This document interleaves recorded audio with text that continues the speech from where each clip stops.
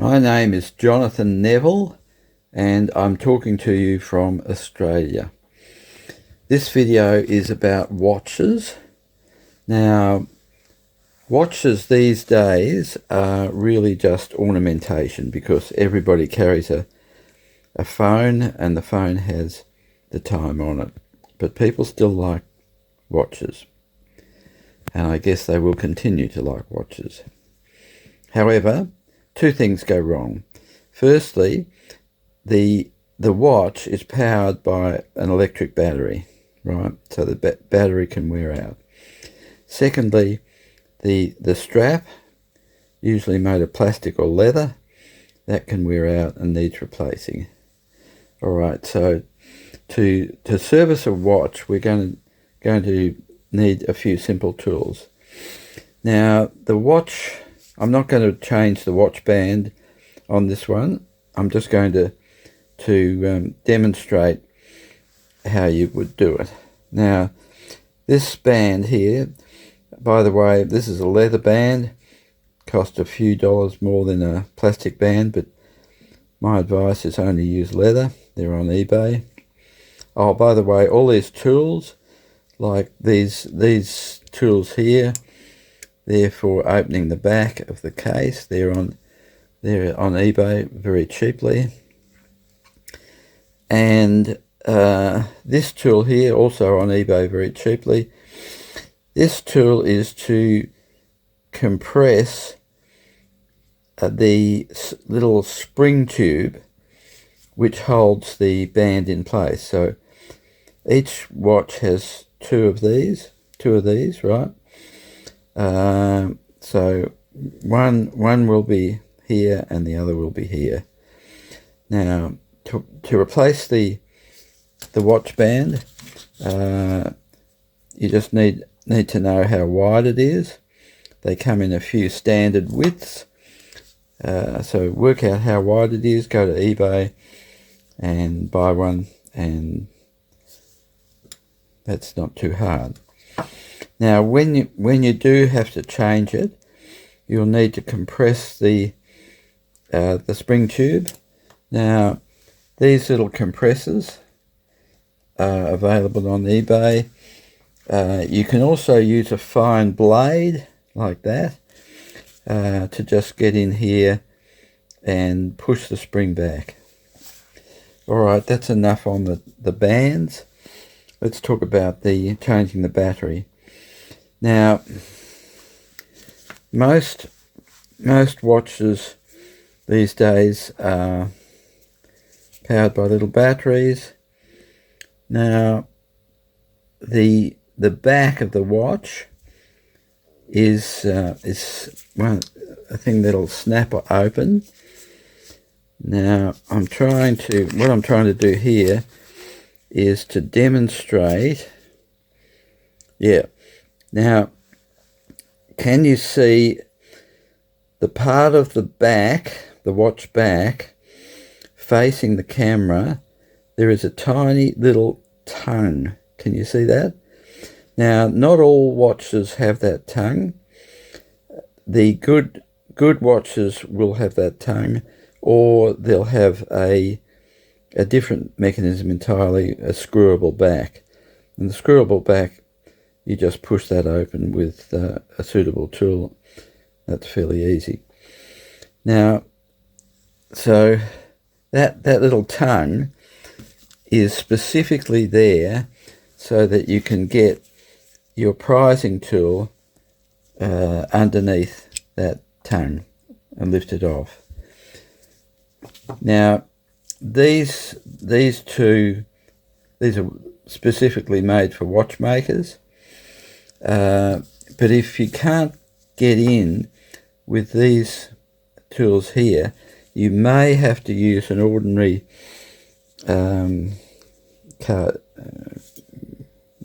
cardboard cutting knife like that. All right, because that has quite a fine blade. Now,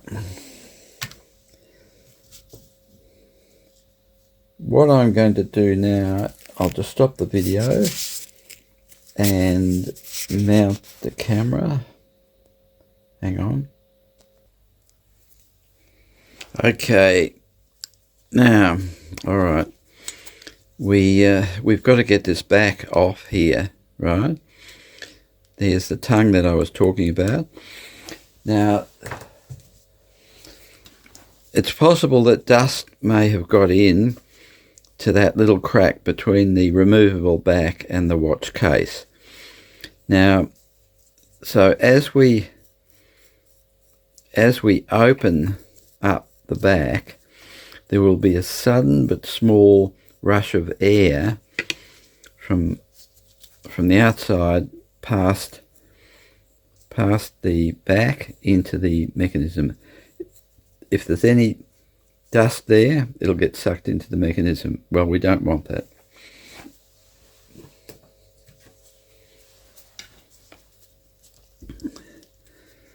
Okay.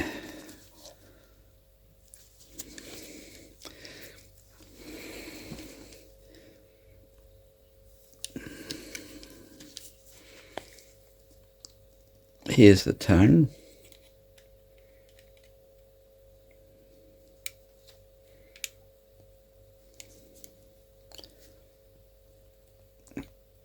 Make sure you don't cut yourself when you do this.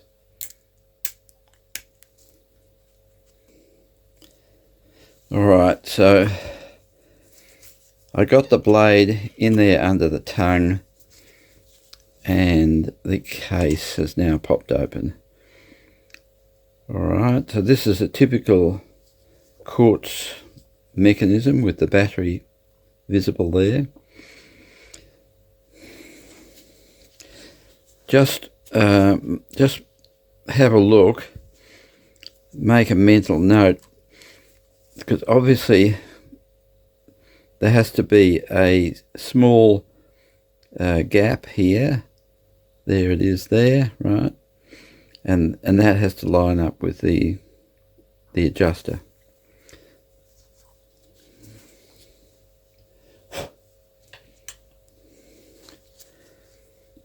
So some of these backs are a bit complicated. They actually have a little lever that you need to unscrew, and that little lever or arm keeps the battery in place. But a lot of watches these days don't have that arm. The battery is held in place by a tiny spring. There it is there, right, at the end of the blade. So I just pop that battery out. Now, okay, so here is the battery,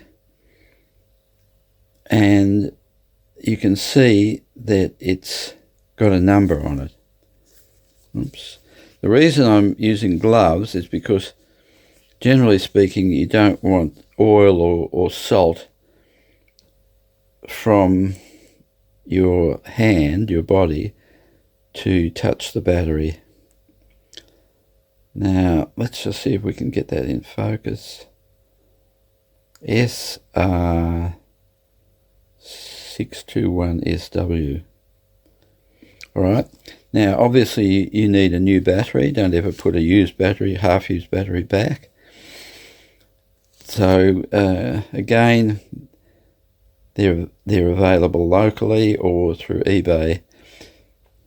Now, you can, of course, if you don't want to do all this yourself, you can go to a watchmaker, but they will charge you much more. For instance, I've been charged $30 to change a battery which retails on eBay for $1. But look, I feel sorry for the watchmakers. It's a profession that's struggling to keep alive. Anyway, you've got to get a replacement battery.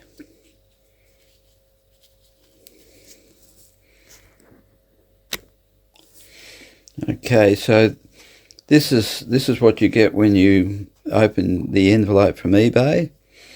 Here's the number which was on the battery. Oh, by the way, only buy good name good name batteries. Sony, Maxell. This company, I think, is owned by Sony. So don't buy cheap batteries. I mean, they're not expensive anyway. Okay, now you can see there's the tiny little spring just there that keeps it in. It's also one terminal. There's the other terminal which is underneath the battery. So all you have to do is get that new battery, just push it in gently against the spring. Okay, so there it is. I'll just push it home so it's flat. All right. Now I'll flick that over and see if the red second hand is working, which it is. Okay, so we've changed the battery. All we have to do is put the case back. Now, another thing to notice is that you see this black line here. That is a small synthetic rubber seal, and that keeps the dust out. Some of the very cheap watches don't have that.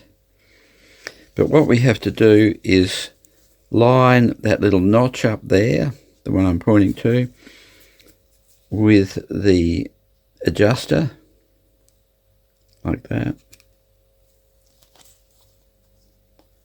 Now, if we're lucky,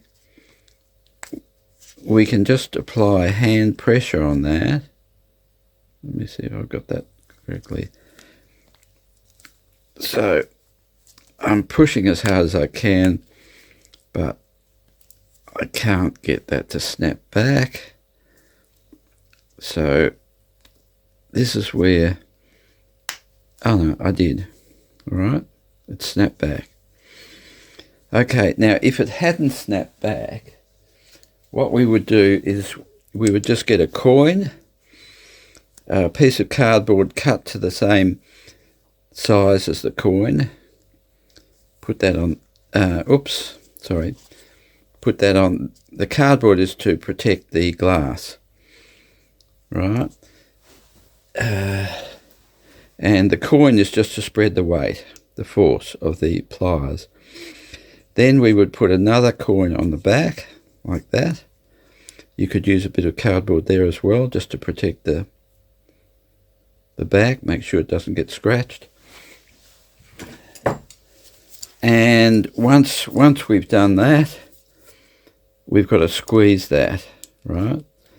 Now, you can safely squeeze that because the force is evenly distributed. So just use, we call these in Australia, we call them multi-grips. They can be adjusted to the right size. Just squeeze that and it'll snap back.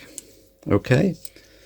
So that is it. That's the end of the video.